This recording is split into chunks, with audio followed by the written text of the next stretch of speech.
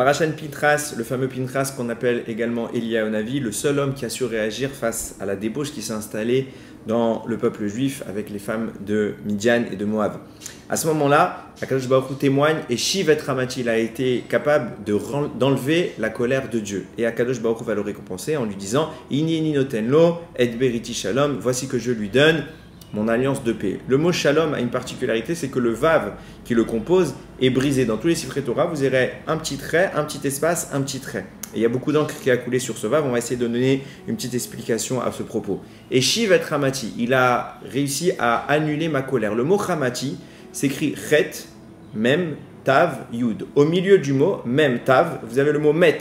Et aux extrémités, vous avez Chet, Yud qui forme le mot Chai. Qu'est-ce qu'il a fait Pinchas? Au moment où l'épidémie, suite à la débauche, commence à s'étendre sur le peuple, il a pris la mort, il l'a éparpillé pour prendre les deux extrémités, la vie qui était en train de s'enfuir, et il l'a remis au centre du peuple.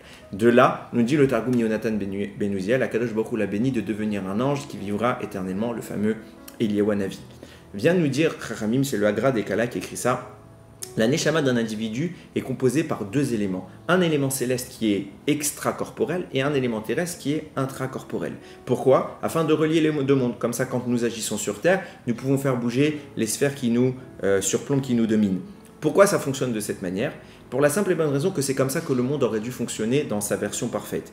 C'est vrai que quand on regarde le début de l'histoire, on a Bereshit, Adam Arishon est créé dans le Gan Eden et il en est finalement chassé.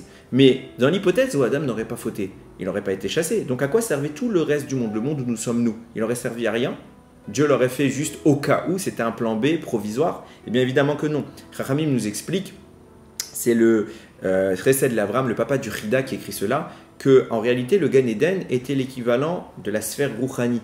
Tout ce qui est considéré les mitzvot, se faisait au Gan Eden. C'était le Bet Amikdash quand il fallait faire des sacrifices, c'était le Bet Knesset quand il s'agissait de prier, c'était la maison d'études quand il s'agissait d'étudier, et ainsi de suite pour tout ce qui est Rouhani. Mais quand Adam Arishon avait des très matériel, quand il avait besoin de manger, quand il avait besoin de faire quelque chose qui n'était pas spécialement une mitzvah, alors il sortait du Gan Eden, il avait la possibilité de rejoindre le reste du monde. Le monde est en réalité, quelque part, un immeuble à deux étages. Premier étage, c'est toute la planète qu'on connaît, le deuxième étage était le Gan Eden. Et c'est en cela que le Or HaChaim écrit que l'hypothèse était la suivante. L'homme n'a pas été créé pour mourir. Dans ce cas-là, quand est-ce qu'il aurait récupéré sa récompense pour toutes les mitzvot qu'il a fait dans ce monde? En réalité, l'idée, c'était de dire que l'homme pouvait se détacher de son corps. D'un côté, vous auriez eu un corps qui pouvait aller dans le Olam Hazé et faire tout ce qu'il y avait de matériel. Et d'un autre côté, on pouvait se détacher et être une entité spirituelle entrant au Gan Eden et pouvant bénéficier de toutes les bénédictions, de toutes les récompenses qui sont censées être les nôtres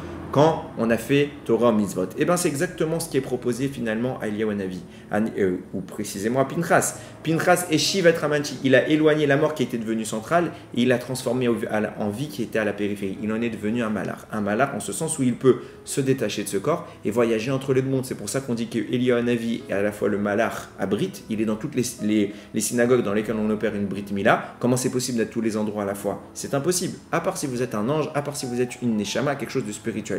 Mais d'un autre côté, à plusieurs reprises, on voit que Eliyahu Navi apparaît auprès des Chachamim et les Chachamim écoutent ses enseignements. Pourquoi? Parce que c'est un humain, c'est un Rav, c'est un Talmid Chacham, et en tant que Talmid Chacham, surtout ce Talmid Chacham, bien évidemment qu'on l'écoute, c'est un maître à suivre. C'est cette dimension qui a été celle d'Eliyahu Navi. C'est pour ça que la Torah nous dit Et beriti shalom, je lui ai donné mon alliance de paix avec le Vav, comme je l'ai expliqué, qui est brisé.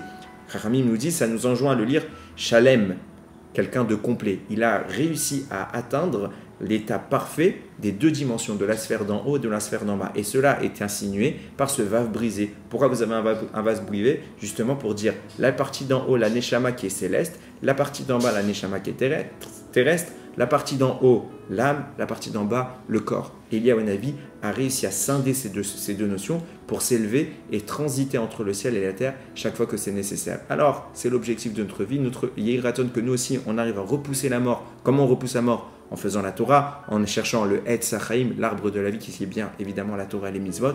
Et de cette manière, on réincorpore la vie et on pourra nous aussi, Bezrat Hashem, s'inscrire dans l'éternité. Baruch Adonai Leolam. Amen ve Amen.